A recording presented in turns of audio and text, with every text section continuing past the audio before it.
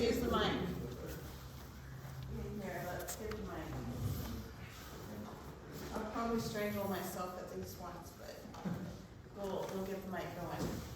So good evening, welcome. We're glad you're here. This is our last and final parent conference. So yeah, a little sad, a little glad. And I want you, first of all, to know that the paper is on the table so that you can doodle. I know because teaching, some kids and some adults need to doodle so they can listen better. And the snacks are for you guys.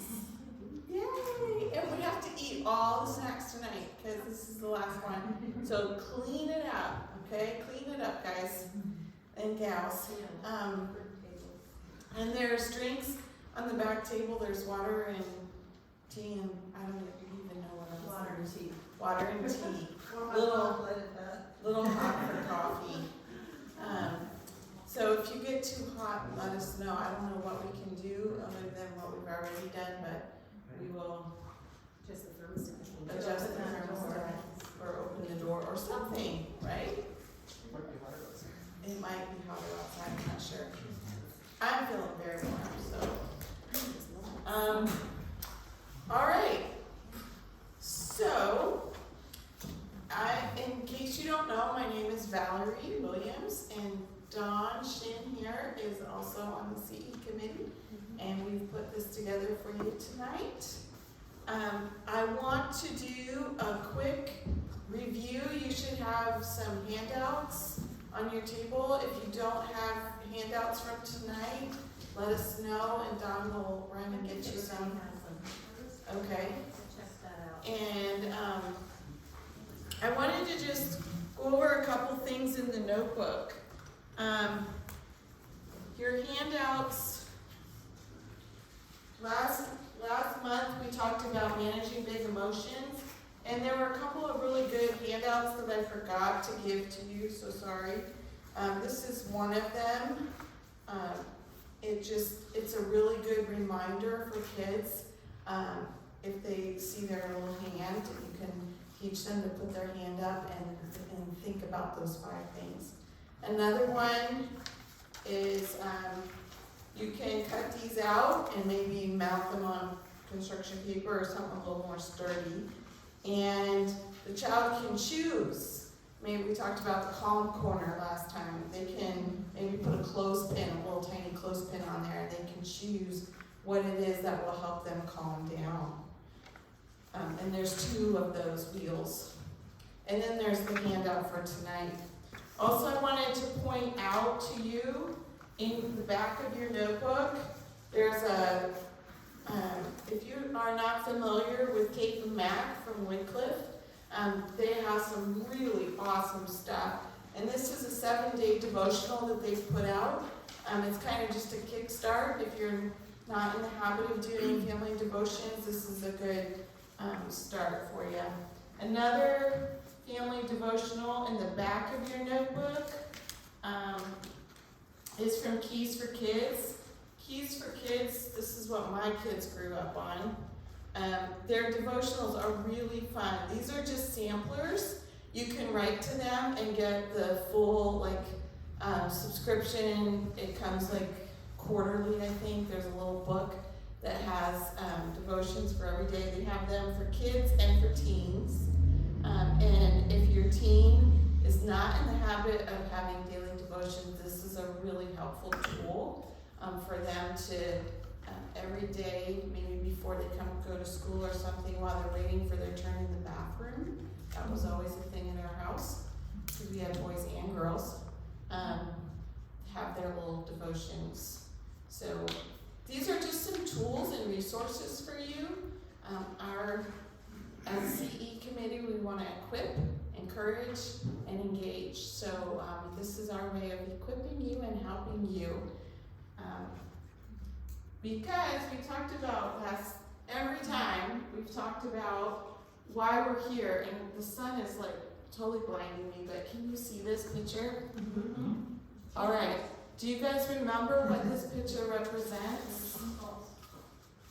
I think those ping pong balls. Oh, I think they're ping pong They balls. look like cheese puffs. They totally look like cheese puffs, and it's totally making me hungry. Do you remember, who remembers what, there's a little tiny vase of balls, and then there's this please be careful, we don't want any broken bones here. The big giant thing of ping pong balls, do you remember what that represents? Anybody? That's a little better. Yeah. I'll just tell you. The little tiny vase, it represents how much time they spend in church in a year.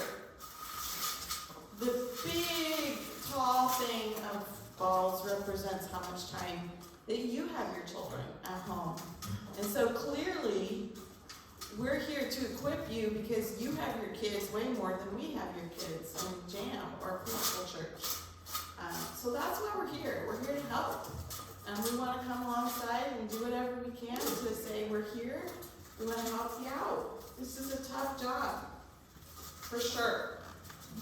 All right, so we're going to do a quick review of the last two sessions. In case you weren't here, the first session was on nurturing your child spiritually. And we talked about the 3 things that you need to do to nurture your child spiritually. The first one was show. And we cannot underestimate the power of modeling.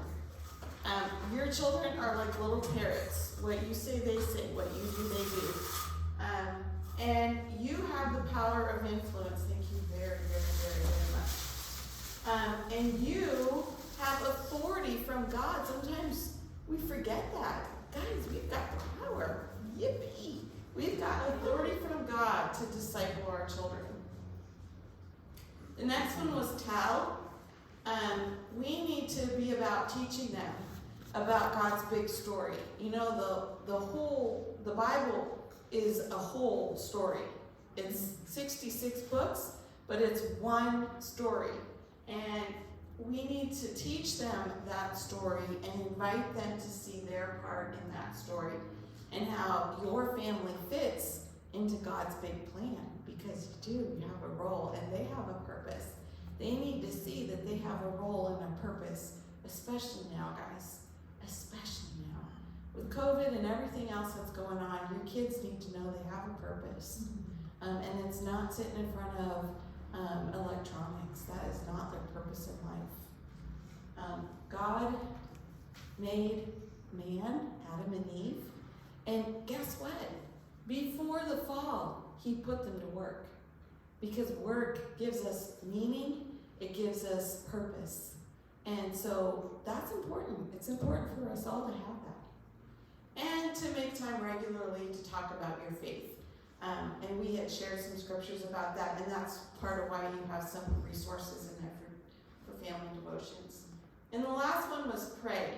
So show and tell, that's pretty easy to remember because all kids have show and tell in school. And pray.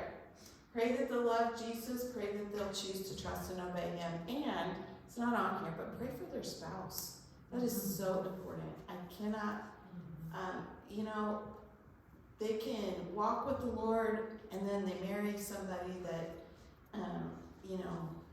can totally distract them. And we see examples of that in the Bible, can't we? Okay. And then last week we talked about handling last time. And we talked about COVID and how before COVID, 7 to 10% of American children struggled with anxiety. But right now it's increased to about 30 to 40%. So it's significant. We want to talk about that. We've talked about things that contribute to anxiety, electronics, the news, caffeine, and junk food. And we talked about things that were helpful. Having a family meal and talking about your day, that's just so important. I'm just going to breeze through these really quickly because we have a lot to do tonight.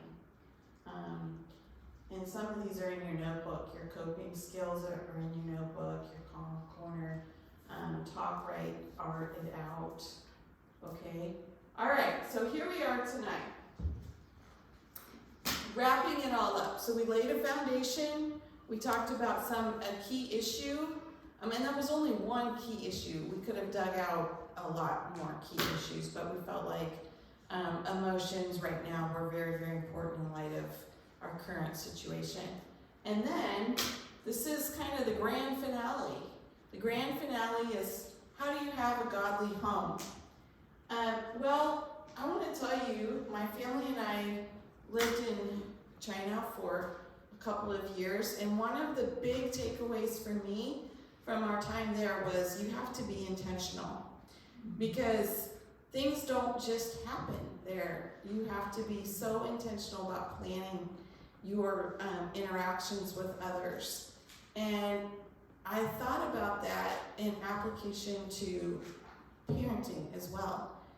Man, it seems like an eternity when your children are first born, because they just never sleep and you're tired and all of that stuff.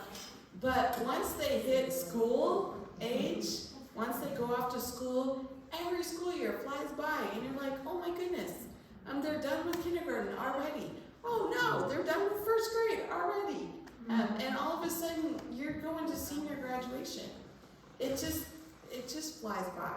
It really does. And I can hardly believe that my kids are all grown, because it just seems like yesterday I was holding baby Seth and he looked like a little frog, and now he's like got 4 kids, So that's just hard for me to process. So I just want to encourage you, it goes fast and you need to be intentional.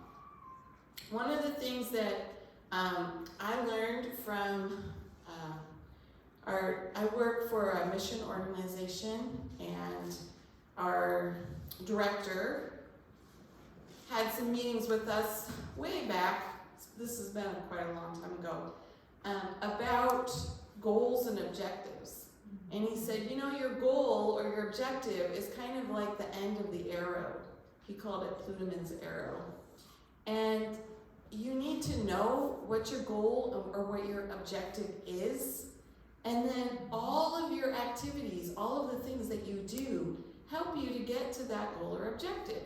Now, as a teacher, you kind of think, yeah, that makes sense. You write your goals and objectives for your students, and then you plan your lessons of how you're going to get there. Well, it works the same way for parenting. I work with families, new families I work with all the families, but in my work with new families, I have them write out their goals for their children. By the time they reach 18, what is it that they hope their child has learned or accomplished? What are your goals for your kids? Are they to survive? Do you want to just survive parenthood?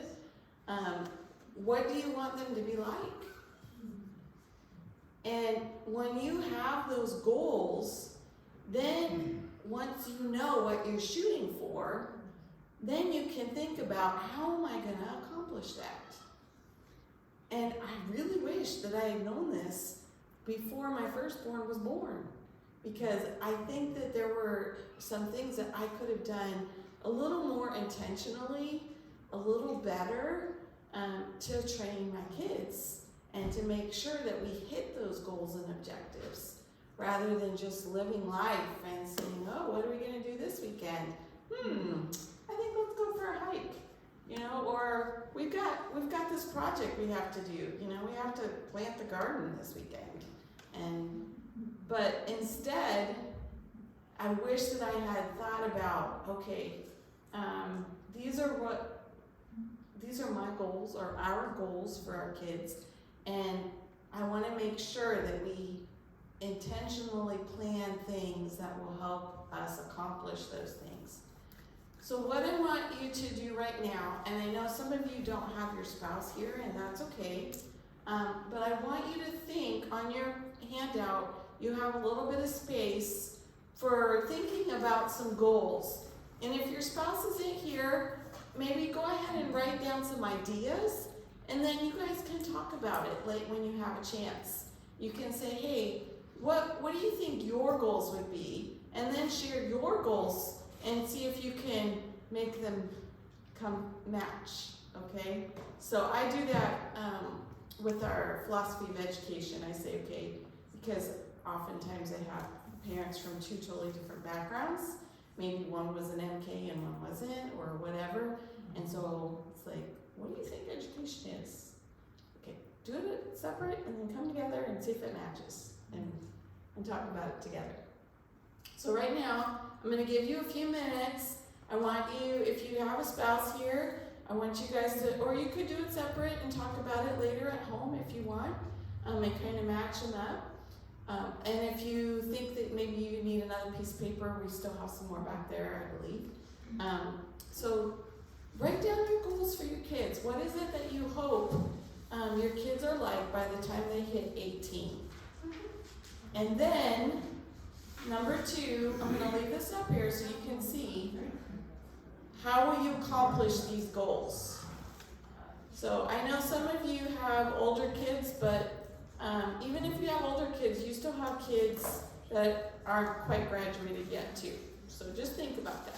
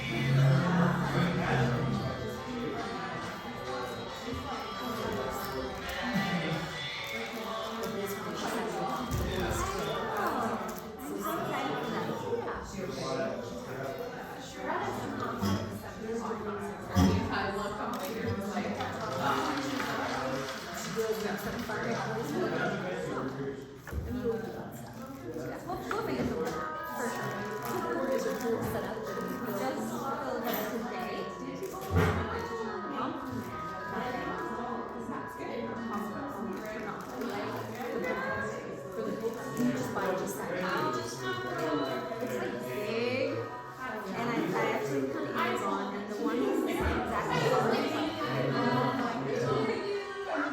okay, yeah, very well clean, but so I'm hoping like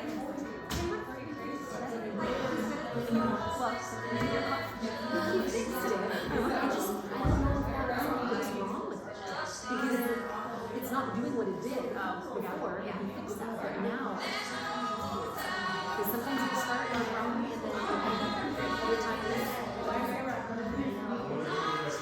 so anyway, I'm hoping that if not, then they make like smaller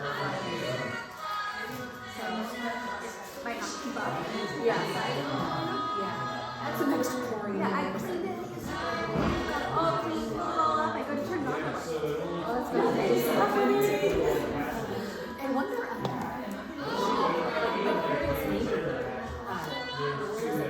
trash and mobile home. Literally, it should have been come down. I mean, it has a new tarp on it for like 3 years or something. That's the look. Anyway, it's a cool little soft side. Pull the ladder right up on the road. Anyway, so we went to the lady, the big one. So they moved out in the March. He was still sleeping. Because it's just, they don't like go jump in the truck. It's like parties, there's no hood, there's no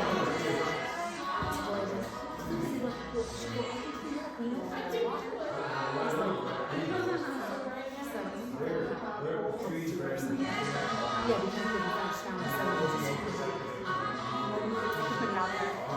Anybody, what do you think the pool, not pool, postal, right?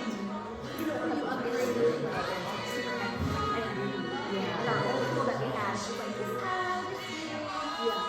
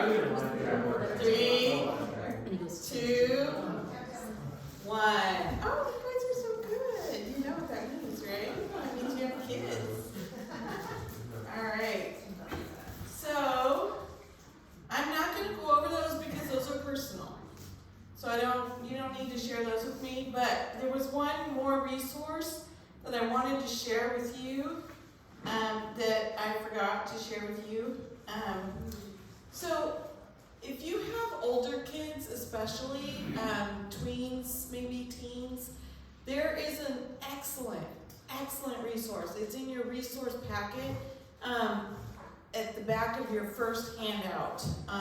It's called Axis. And Axis is a Christian organization that helps parents of tweens and teens. So what they do, they have some things that are free and some things that cost money. But the free thing is a newsletter that comes out weekly, and it's called Culture Translator. And it takes 3 things that are going on in current culture, and even if you don't have tweens or teens, I subscribe to it because I work with kids. And I want to know what's happening out there in the world and what's slang. There's always a new slang term every week that, and how to use it and what it means. And then they give discussion questions. Like, okay, so now you know these three things about what's going on in culture. Here's some questions to ask your kids to open up meaningful discussion. Now, they have all kinds of other resources, amazing resources. One of them is they're doing a free mental health summit, and it's going on right now. It's going to be, you can access it, I believe, until the end of the month. But yesterday or the day before was day 1, and they talked about anxiety, depression, and suicide. And they have amazing speakers. They're like way above my pay grade. So here is some more information. 1 in 5 teens struggles with mental health issues. And this is completely free, you guys. Completely free. Valerie, do you think it's been higher, like this past year than that? Because I think it's higher than that. This past year.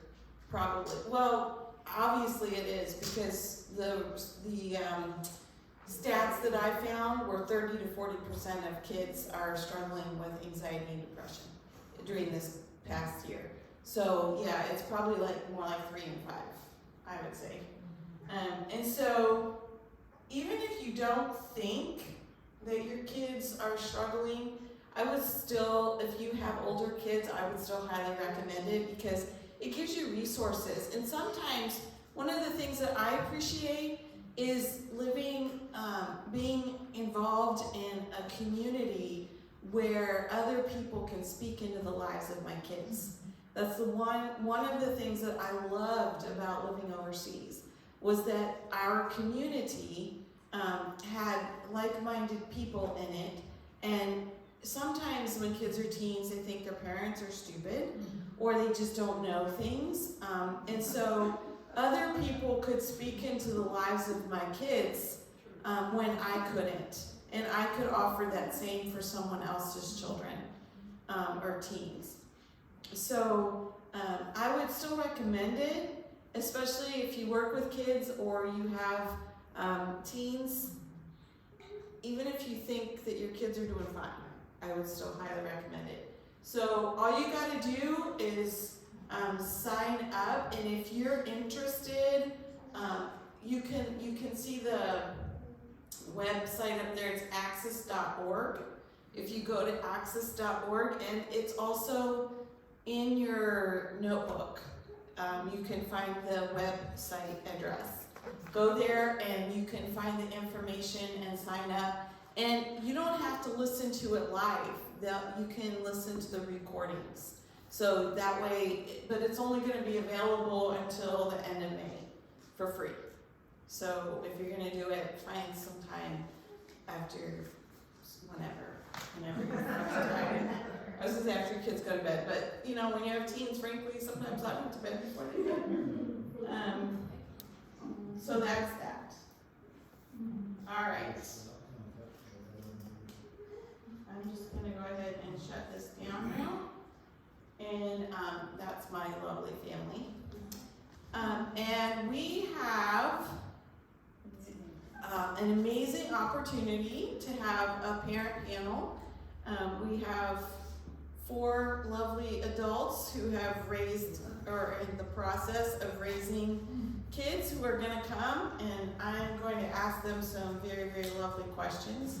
They suggested I ask these questions to their kids, but I won't put them on the spot and ask them. Yeah, more interesting answers. I suppose you probably both have kids over in the next room. We could interview. That would be very honest. so super fun. So come on up. Oh, and while they're coming up, Dawn is gonna draw 2 names. We have 2 books. We have 2 giveaways tonight. We have Tony Evans, Raising Kingdom Kids, And we also have Paul David Tripp, 14 Gospel Principles that can radically change your family. So she's not gonna look, she's gonna close her eyes. Dum, dum, dum, dum, dum, dum. How many? Dum, dum, dum, dum. Two. We're gonna draw 2 names. Okay, The first one is gonna be, Matt passed.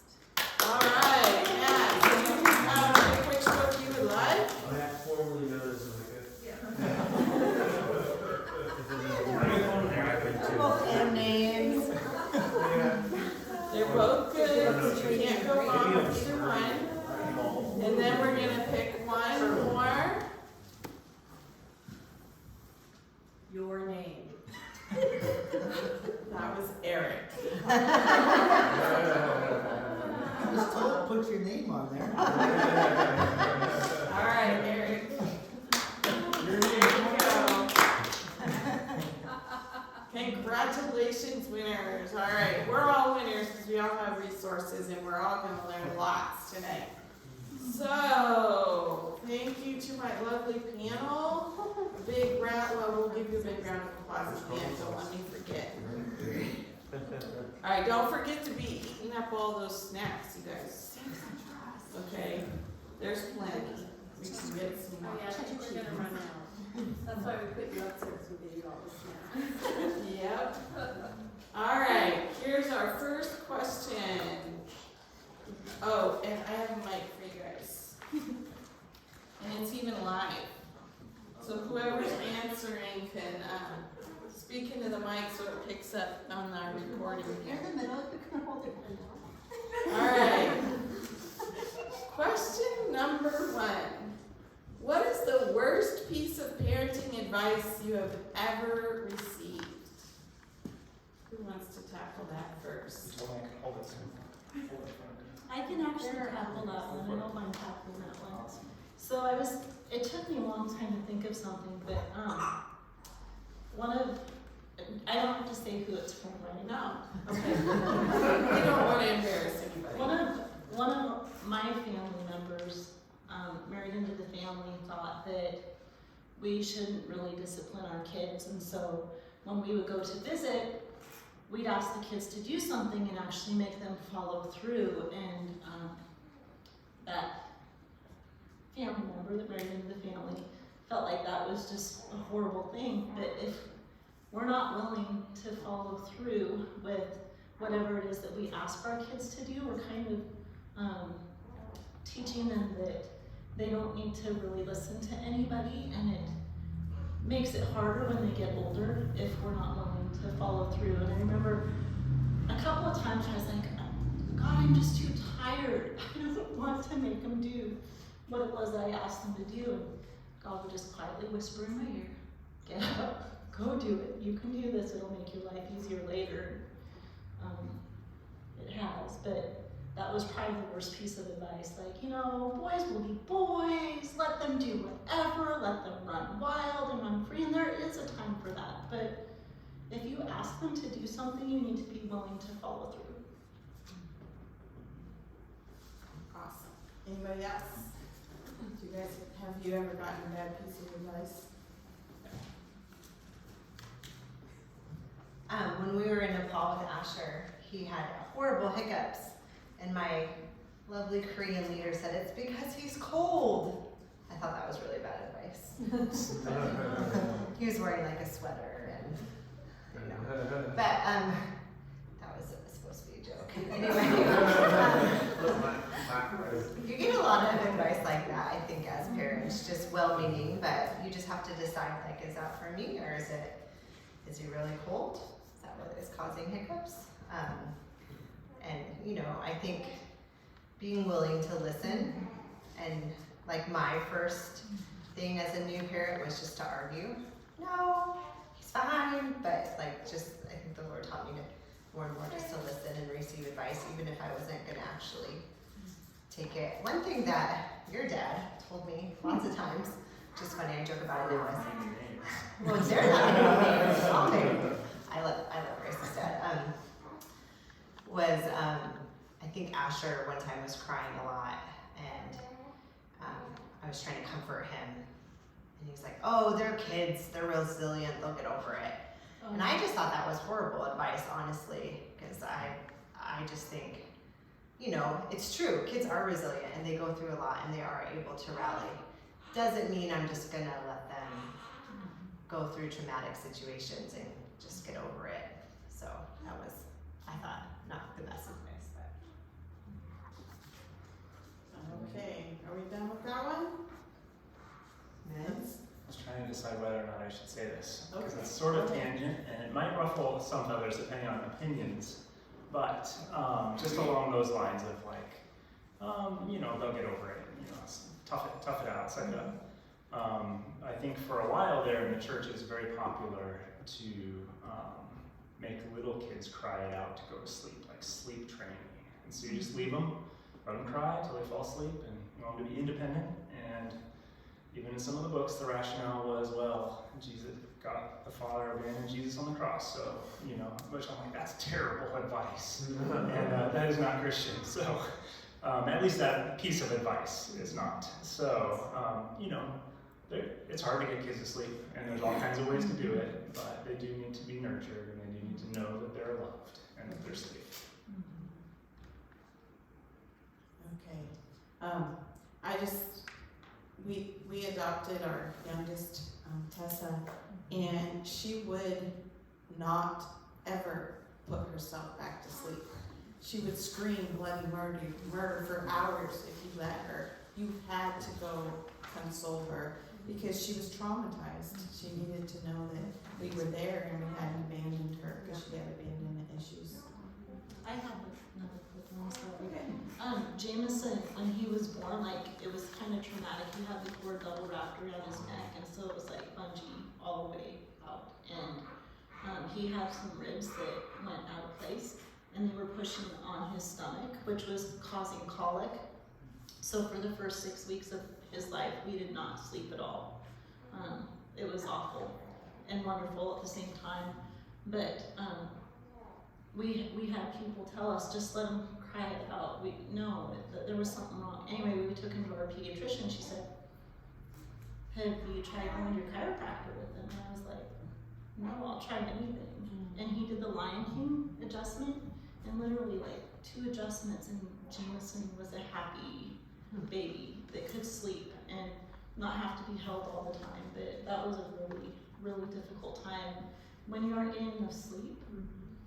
You can't think clearly, and so you know, make sure that you have people you love around you to help too, because it is challenging sometimes, and you need people that love you and love your family to be willing to help out.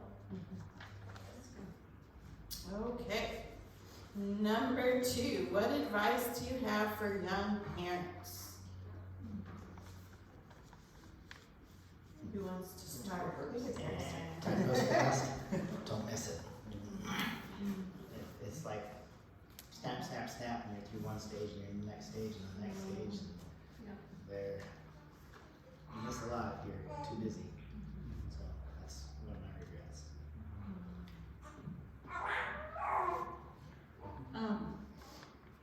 Along those lines, when we first got married, we were told, like, make dating a priority. And we missed out on that in the early years to a degree because we were afraid to, you know, leave them with somebody else, even family grandparents. If you've ever met his parents, they're amazing. But we didn't date enough when the kids were little.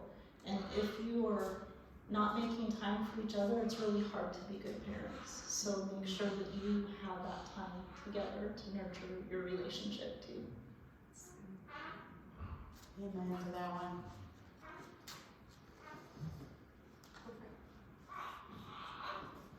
Well, I think just in all of this advice, and I just think at the center, like it's most important to just keep Jesus at the center, the gospel at the center, because he's our only true hope. And in a world full of different ideas, like pulling in different directions, or anything goes, or whatever you think, but really like just the the gospel of grace. So our poll as a parenting might be, like you were saying, bad advice, just let them do whatever with no boundaries, or it might be like really controlling and lots of rules, and they do have to learn to follow rules, but in that tension of having rules and boundaries and grace and space to learn things and feel things out, you know, just that the gospel and grace are at the center, so that, you know, when they make mistakes, look for opportunities to share, like, you know,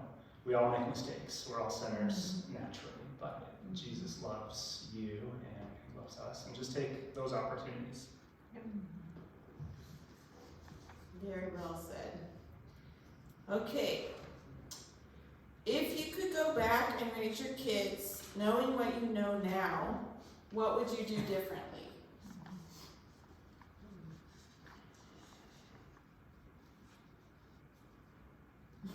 Which thing? I know, there's like a ton. I think Eric said one, like, it goes fast, don't miss it. But like piggybacking on top of that is in really busy seasons, like we've had some really busy seasons, like for the sake of good things, like that we feel like we're supposed to be involved in. But the kids need us around too. So I know I'm more short with them and prone to get angry if I'm really stressed and busy and I don't have time to like think about spending good time with them. So like spend good time with your kids and make space. Like, if you have a busy season, make sure you come down out of it and get back to a healthy spot as a family. Piggybacking on that, their activities as well. When they're in too many things, there's no quality time on any of it. So the involvement in participating and doing things is important, but make sure you limit it as well. I would say that's one of the things that I loved about raising kids overseas was there wasn't a bajillion things, opportunities, and so they were around a lot more, and they didn't have lots of friends to choose from, and so they had to like each other, and you know that seriously, when we came back, I was like, wow, they're all off doing their own little thing, and what happened to our cozy little family where they had to like each other, and now they don't have to like each other because they all have their own set of friends, and I miss that. So we did limit it. We said you can do one thing when we came back to the U.S. because you know they were used to being able to get on public transportation and go to their own event, practice, and of course we would attend their events, their games or whatnot. But you know, now all of a sudden we have to be the chauffeurs, and that takes a lot of time. But I would also say use those teachable moments. When stuff happens, maybe one of their friends, something happens and they're sharing that at the dinner table. Make sure you have one meal a day together. That's one piece of advice I would give besides dating. Because you need time to have that gossip, that, you know, to model and to share your faith, but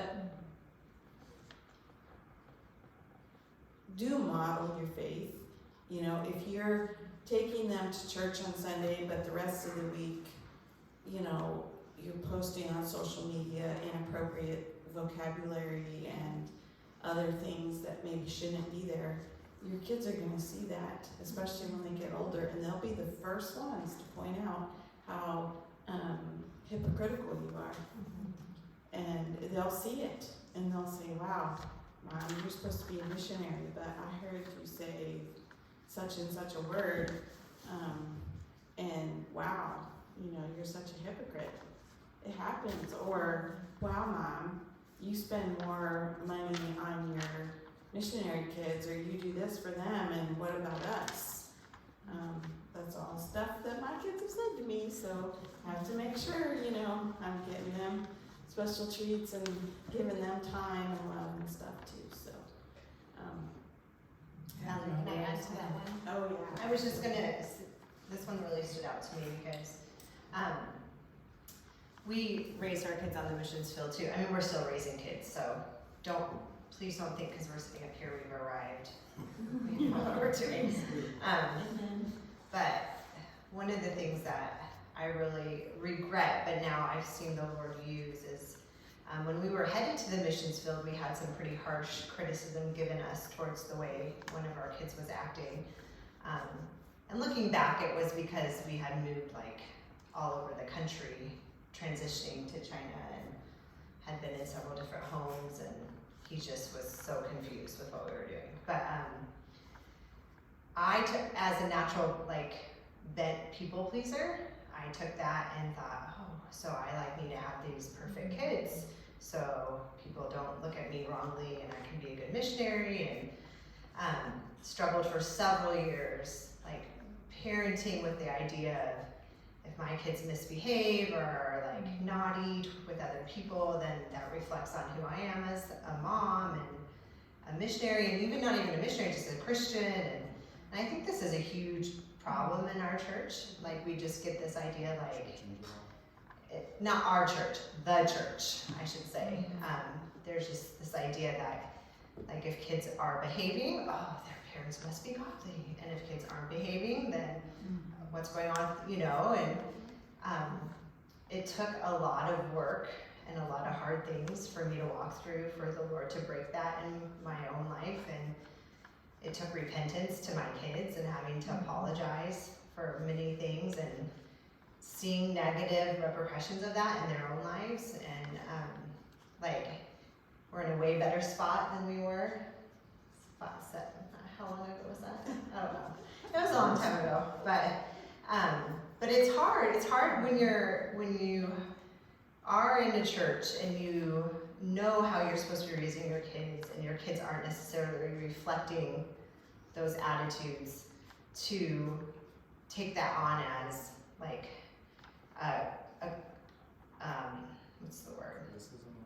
Yeah, or take it if I'm not doing this correctly, then obviously we're not following God or doing what's right. But then what happens is you put this wrong pressure on your kids. It becomes performance based, and I would say that's so dangerous. If one of the questions on here was, if you had what you asked tonight, where do you want your kids to be when they're 18?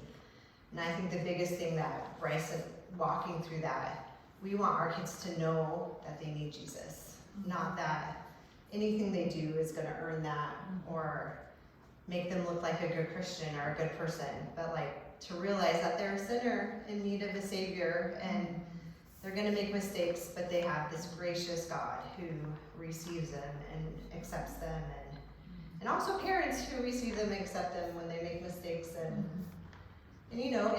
there's been times when we're in church and our kids are not behaving, and we have to act on that. It's not okay sometimes, but the difference of doing it because I'm trying to prove my worth as a mom versus, hey, that's not good behavior, and we don't want to do that because other people aren't able to worship or are getting distracted.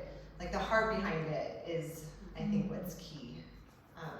So yeah, that if I could do something different, I would take back those years, but I also learned a lot from those years. So I would also say, even as your kids age, there's a lot of criticism as your kids get to be young adults and they're out on their own to make and making their own decisions. When we came back, I remember the day that Seth handed us his Bible and said, I won't be needing this anymore. And he completely shut himself off to the family. He was grieving. He was grieving because we were moving back to the U.S. and he didn't know who he was or where he belonged, and he broke up with his girlfriend. And he walked a really, really hard path and made some really bad decisions in that time.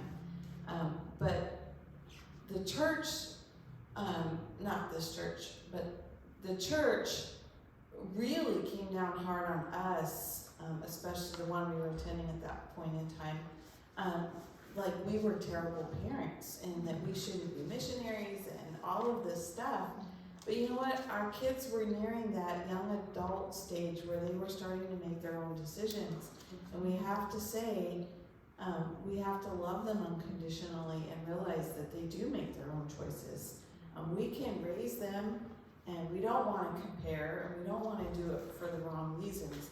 But, you know, that's why I wish that I had those goals and that I had learned to be intentional, and learned that if we are in a training mode, a teaching mode, but just because they make the wrong choice doesn't mean that we were a bad teacher.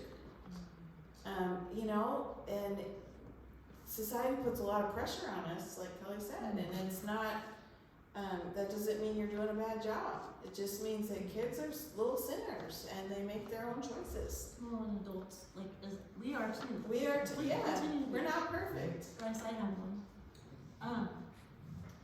I would, like, if I could do it over, I would slow down and I would stop and I would listen to my kids more.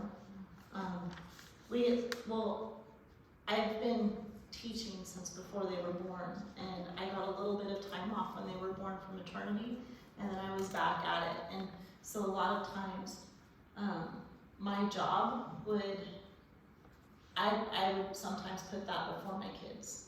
And if I could do it over, like I think God wanted me to, I know God wanted me to teach and influence the kids that I've worked with, but I've set the schoolwork aside and stopped and spend more time with my kids, like when they were little. So sometimes, you remind me that, you know, sometimes the kids are hurting, and it's like we don't want to stop what we're doing to like take time to work through that, but I wish I would have stopped and just been more available to my kids when they were like all stages. Because at some point, like if we don't figure it out, they quit asking for help. And we always want them to come back to us at any age and say, hey, I don't know how to work through this situation, and kind of want them to do that anytime that they feel like they need to talk to us. So I would have stopped and been more available. Yes, I hear ya. I remember when we were starting a school on the field, and we were putting in like 18-hour days, and I would sit down to help my kids study, and I'd fall asleep, just sitting, and they'd be like, Mom, what's the next question? Did you hear my answer? And I was like, God, I'm working too hard. I have nothing to give them. So yeah, I would definitely do that differently. Okay. What issues do you think families are dealing with presently? This may be a little obvious, but Screens, video games, social media definitely is an influence.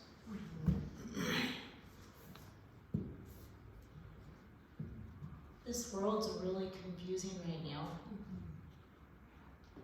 Our kids, they go to school, or maybe you're homeschooling, but the world has so many mixed messages for them about who they are or who they should be. And do we really want the world telling them who they should be or what they should be, or do we want to be the ones helping them there? It's really confusing. Like, it was not this confusing when I was little. It was very clear. It was very, very black and white. There was no in the middle, no gray. It's really hard, very stressful for them.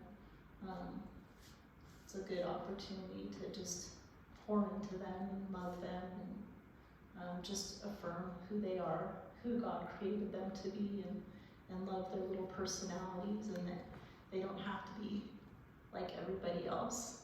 God calls us to be different. Any of you who know Steve and Chrissy Swift, they've kind of mentored us over the years. So their kids were kind of a generation ahead of ours, or half a generation. And I remember Chrissy telling me once, sometimes they're gonna feel very alone, and we want them to not feel like they have to cave into the pressures around them. So. I used to think our kids were swimming upstream. That's kind of how I envisioned it, especially when we came back. It seemed like, wow, everybody's going that way and we're going this way.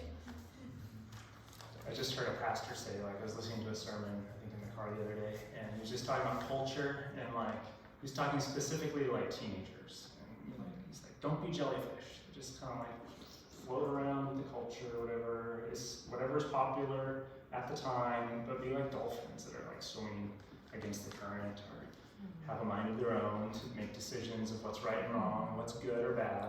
But I think, like with all these things, with like how social media is affecting the fast change in culture and how culture is changing quickly. Like we don't go back to traditional just because it's traditional, but it doesn't mean we just agree with what everybody is saying around us either. And so I think for our kids, with the culture changing that fast, it just makes it that much more important for us as parents to take responsibility to train them in the way they should go. I think there can be a tendency to hand them off to the professionals at school or at church or at wherever, and to just not be directly involved in their education, whether it's academic or spiritual or whatever. But it's going to be more and more important as parents to be actively involved in our kids' education and upbringing. Remember that picture we had with the cheese puffs, ping pong balls? Yeah, that's exactly what that reminded me of. You know, school education has maybe a part of those balls, but we still have the ultimate authority from Christ. It's our job, and we delegate sometimes. We delegate the church to do Sunday school. We delegate maybe the school, or maybe we're homeschooling. But it's still our authority that God has given us to raise these children. So keep that in mind. You got the power. All right. Can I just add to that real quick? Of course.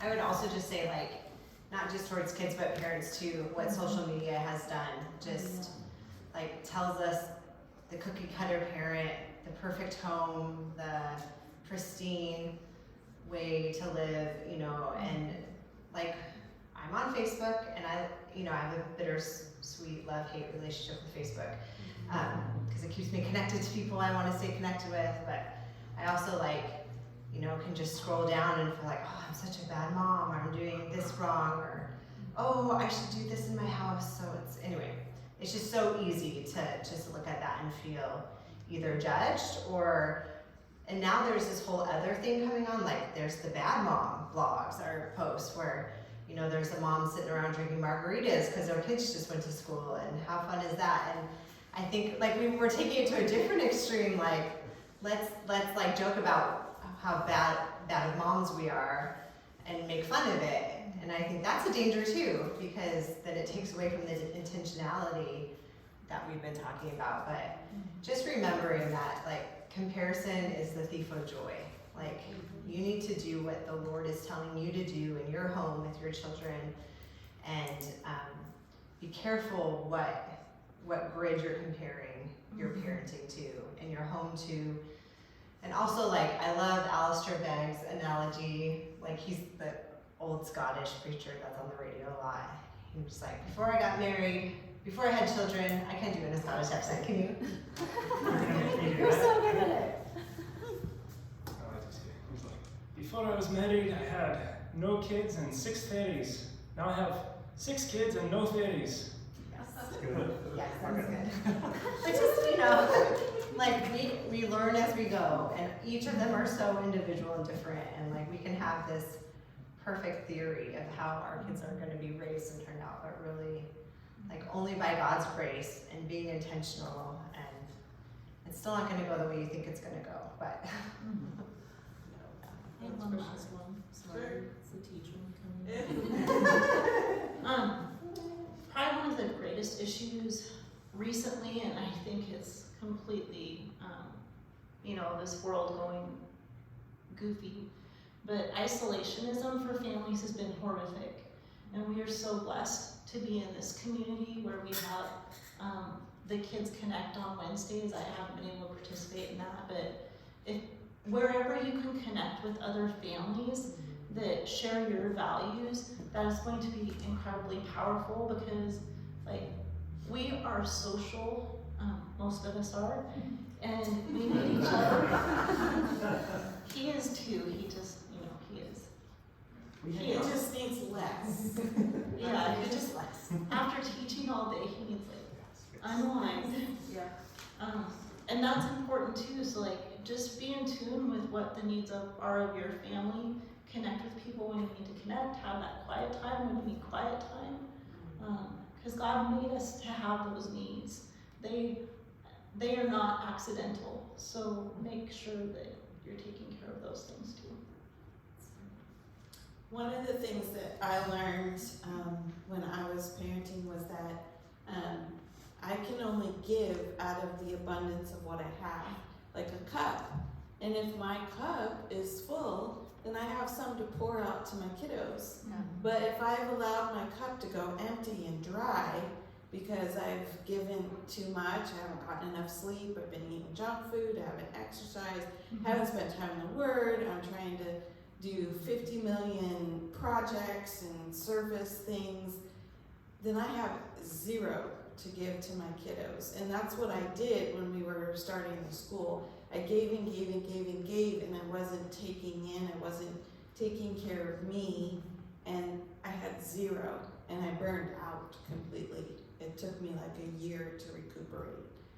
So just keep that in mind, that self-care is important. It's not being selfish, but you can't give to your kiddos if you have zero to give.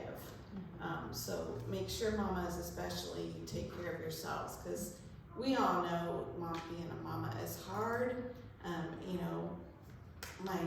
Your kids follow you and you cannot get any moment. They're in the bathroom with you. Now I have 3 dogs that come to the bathroom with me. I'm like, oh really? And they're all wanting pets. I'm like, I'm going to the bathroom. Get out.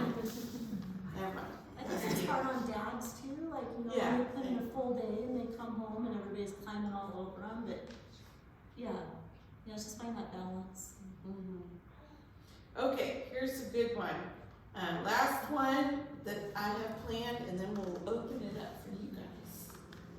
What suggestions do you have for parents trying to have a godly home? This kind of falls under the catch-all category. If I didn't ask it, what do you want to say now?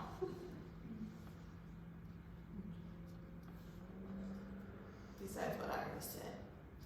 I would just say that idea that you were talking about earlier, the intentional parenting, like just taking everyday opportunities to talk to your kids, to engage in them, to show them Jesus. Like Valerie, you mentioned sometimes there's so many projects that you don't have time to be intentional with your kids. But I would just say do a project together, like bring them into that, work together on something. And just even, because we have homeschooled for most of our kids' education, we kind of had to with where we were living, but like, I never did math until they were like in 2nd grade. It's probably why they're all slow in math now, but like we just did everyday math, like, hey, here's a sock and here's another sock together is 2, and so it doesn't have to just be spiritually being intentional, which I would totally say to be, but just about life. Like I often tell them, I'm raising you so you leave this house someday and are able to live a fulfilling life, and you know how to get up and make your bed if that's important, or put away your clothes if you're living with dorm mates, or wash your dishes, or stuff like that. Like but that doesn't happen necessarily just because I tell them to, but like just being intentional in the everyday. And it's still like our 17-year-old still like had to be very forthright with him this morning about his room. So, and also just as moms, and I know this is important for dads too, but if I don't meet with Jesus daily, I am not a good mama.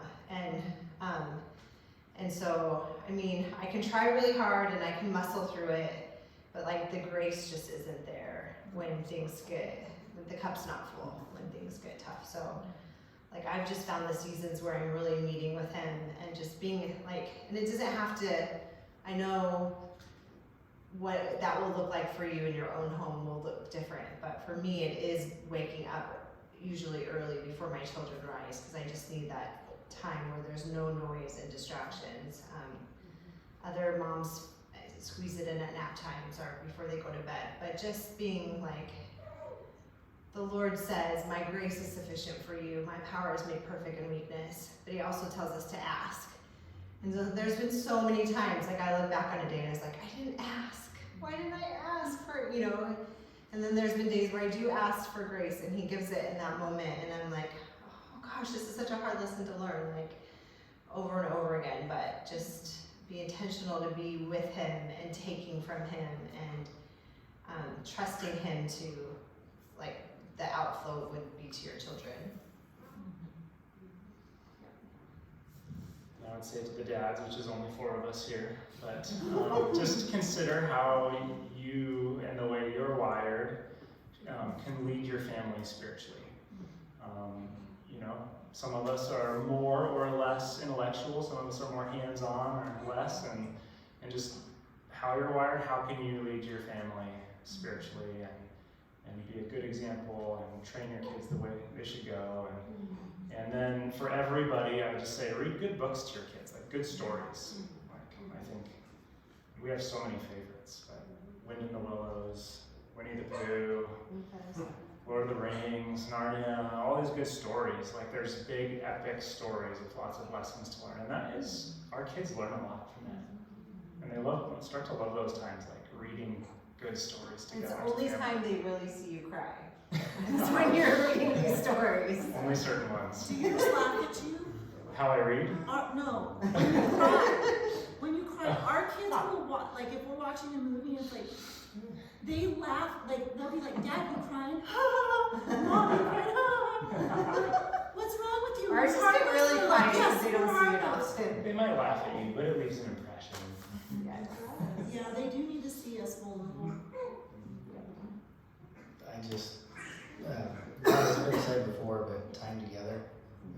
If you're gonna do something, try to make it so that you're all doing it together. If you're eating a meal, you're reading a devotional or whatever, try to incorporate everybody as often as you can. Sleeping chicken coop. Don't forget that one. Putting up fencing. Putting up fencing. Putting up your flooded basement.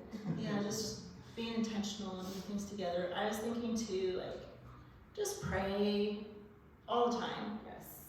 anytime, and you know, do it out loud, do it quietly, let your kids see. Like, it's important because, like everybody said, we can't do this by ourselves. It's impossible. But with Jesus, everything is possible. I was just gonna tell a funny story real quick. One time Bryce came home. You were working like 6 days on, 3 days off. Just one time the whole time he came home.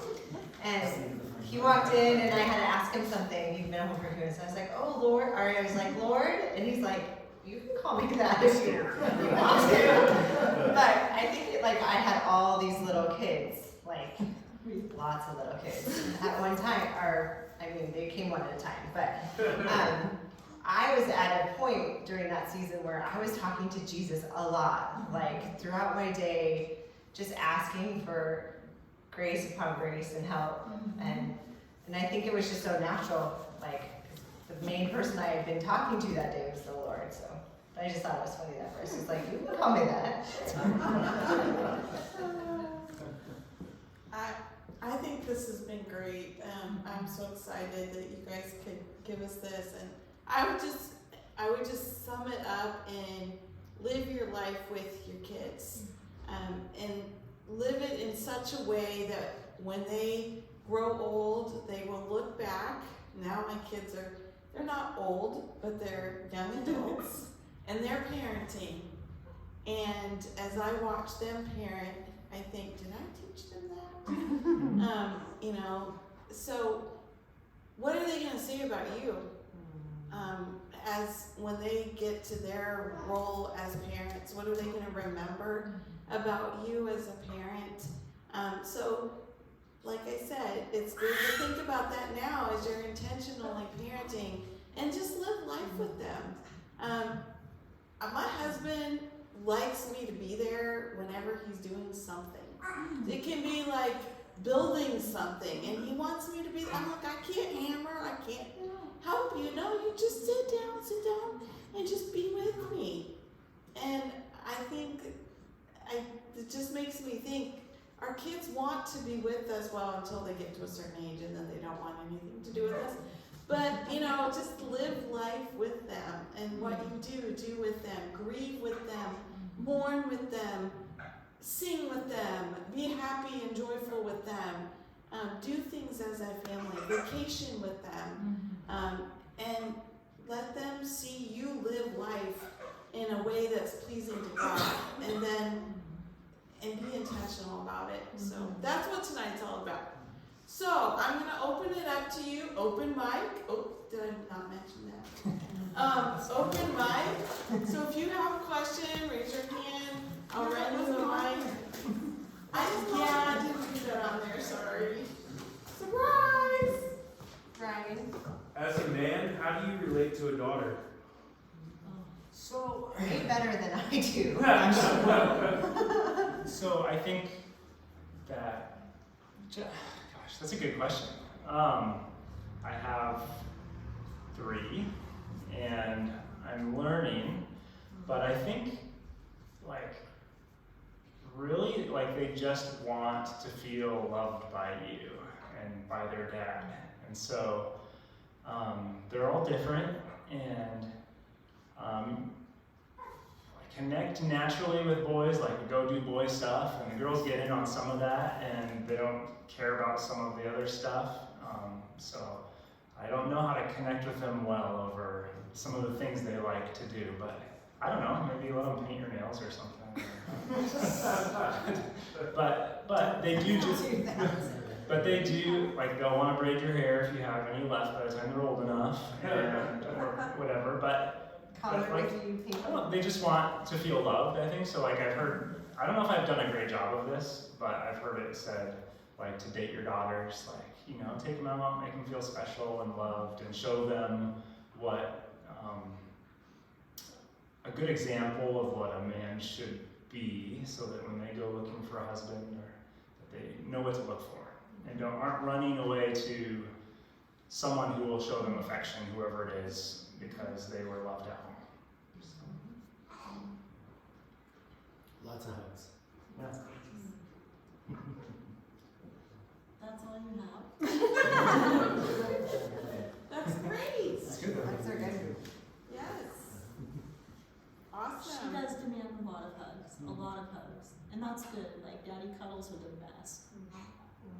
That's good. Ours doesn't like hugs. So Well, one of us.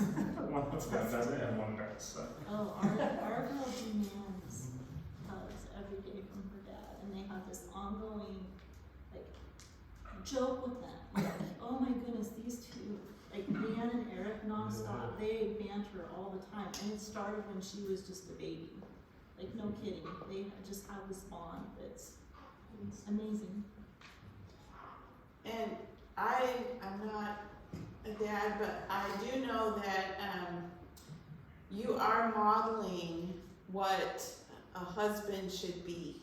And what you want your daughter to marry, that's what you should be to your wife, and that you have a good relationship with her as well, and that and that you love her. I think it's great.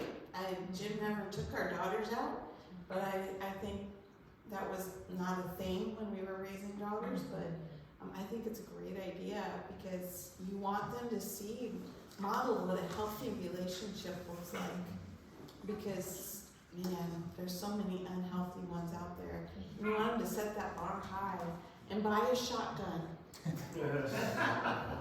Our pastor was talking about this once, and he was saying he had 4 boys, and then they adopted their littlest girl, and there was quite a big gap between her and the older brothers, but he was just saying, I play with her, I sit down on the floor and we play dolls and house, and once in a while, things get blown up and explode, and helicopter comes in and bombs this thing, and then I go back to the mom and the dad doll, but I just think I think the times where Bryce is just whether it's soccer or you do painting with them sometimes, they really like that. Just stuff like that where they just connect on a play level is also really important. Well, our girl loves shooting things. So, I mean, if you enjoy shooting things, your daughter will probably enjoy shooting things too. I mean, they want to be included. Any other questions? Now's your chance. Kelly, you went through lots of little ones at one time, kind of a stage, and mine aren't quite as close as some of yours were or are, but when you've got a toddler misbehaving and you can't go deal with it right away, what's your tip for situations like that where you can get disciplined, but it's hard to do it? Yeah, that's a good question. I have older kids now, which is really helpful. I can pass a baby or a little one off to them, but there was seasons where, oh man, like one's on the toilet calling to be wiped, one's on the floor and there are diapers everywhere, there's someone knocking at the door, and this person spilled something, and this person needs discipline. And we started doing something a few years into having, I think, I'm not sure, at one point we started doing what we called like a penalty, and it wasn't like a timeout, you go in the no-no corner and like you're bad and everybody, but it's more like you're just gonna take a break and think about what happened, and then we'll talk about it. And then, so that was a way I could just, if I needed to deal with stuff before having to be intentional with that child. I do feel like there was several times where I disciplined quickly and had to go back and apologize, because I was like, I know this is important, I need to discipline, but my heart was just to like get it done and move on. And I know now, like even thinking of when I disciplined Anna and Boaz, like just that time of talking with them and being intentional and then follow up, like it's so important just to take time in it. And I just decided at one point after, I don't know, the umpteenth time of feeling like I just did it too fast, and it wasn't, like I'm not gonna do this if I can't do it, like where I am calm and with a loving, intentional heart. Like I'd rather just skip it once in a while than do it wrongly. And so I don't know if that's helpful or not, but it is really hard when you have so many little people. I know when Abe was born, Asher turned 3 the next week, and they were all 3 in diapers. And I was like, that week I came home with the baby, and I think Asher was potty trained. It's like, no way, I'm not gonna.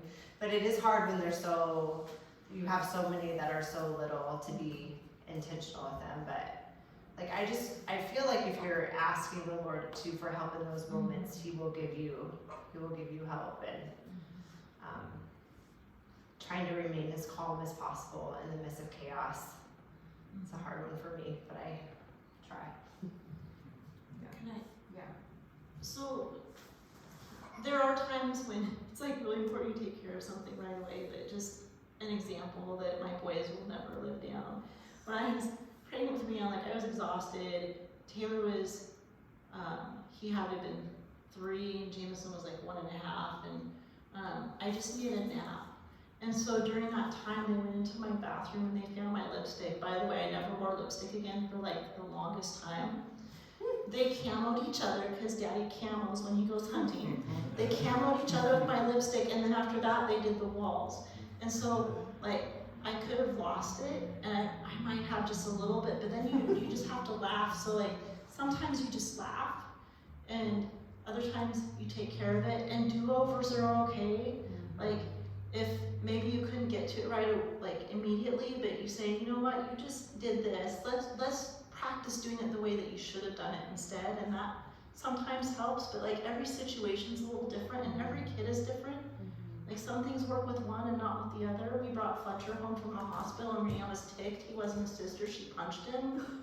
I mean, you just learn to just kind of roll with things, and if you handle it the wrong way one time, you have a chance to do it another time, and they have a chance to learn how to do things differently, and it's just like a growing experience for everybody.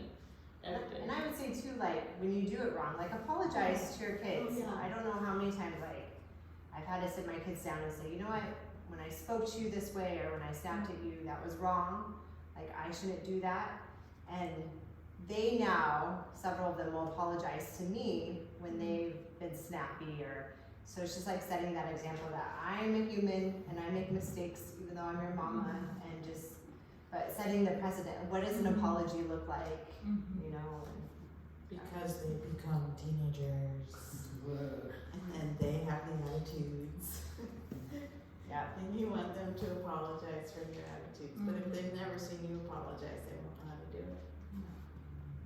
Yeah, even today, Asher did something, and I was like, can you apologize for that? He's like, yes, I'm sorry. But it wasn't, you know, it wasn't one of those things that wasn't really a big deal, but just reminding them, like, it's good even to be reminded that, like, it's a part of being Healthy communication. healthy communication. There you go. Part of modeling too. Show tell prayer. That's right. I would say too, like, letting your kids see you argue, not like be angry and yell and hit things, but like have a discussion where you're not agreeing on something and seeing how you go through that process. I have a really good friend who shared in our Wednesday Connect meeting that she never saw her parents argue. They would, like, she just didn't think they did until she asked them as an adult. She's like, oh yeah, we argued all the time, and we just don't want to show that to you guys. But then she didn't know how to do that with her husband, and so just, you know, like. I think there's a balance there, because there's been a couple times where it gets a little intense and a little heated, and then they feel stress from that too. So just knowing when to, like, maybe do it in private versus doing it in front of everybody, where that line is. And there's been times where we've had to apologize to each other, and we'll do that in front of them They too. get to see us work it out. Yeah.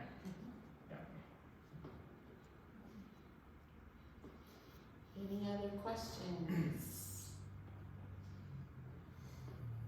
Okay, because we need to wrap this up. Let's give our panelists a round of applause to thank them very much for their help tonight. Can I just add one quick thing, Valerie? I was struggling with even coming up here tonight because I had a really rough conversation with one of our kids today.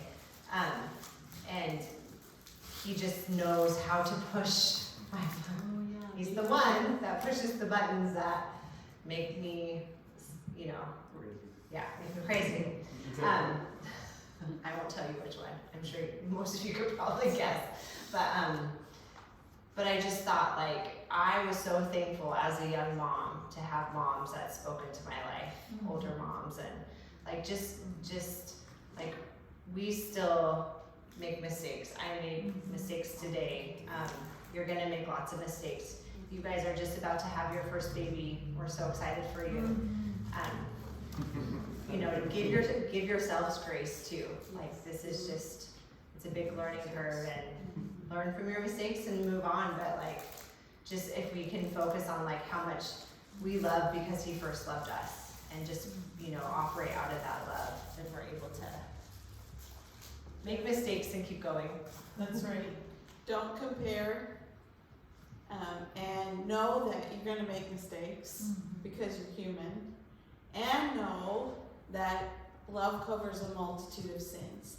And so you will absolutely adore and love your child, and know that you are gonna make mistakes, but God's grace and his love covers those sins, and that you just keep it on, and walking with the Lord, and he will give you help.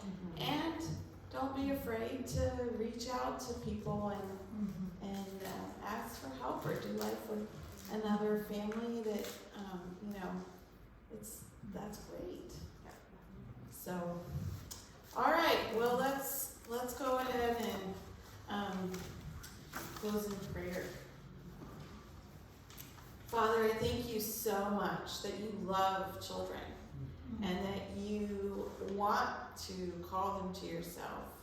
And I also thank you that you love us, and that you give us wisdom, you give us guidance, and you love us even when we mess up big time. And so I just thank you for that. I thank you for your grace and your love. And I just pray for each one of these parents here, Lord. I pray that you would give them lots and lots of wisdom, that you would give them discernment in how to parent each child. I pray that you would give them rest, as parenting is an exhausting undertaking. And Lord, I pray for the children. I pray that you would draw them to yourself. I pray for each child represented here, Lord, that even born or unborn, that they would come to know you, to trust you and obey you, Lord. And we just, we thank you for this opportunity to gather, and just bless the children, Lord, and bless our families. Draw us all closer to you. Help us to love you more. In Jesus' name we pray.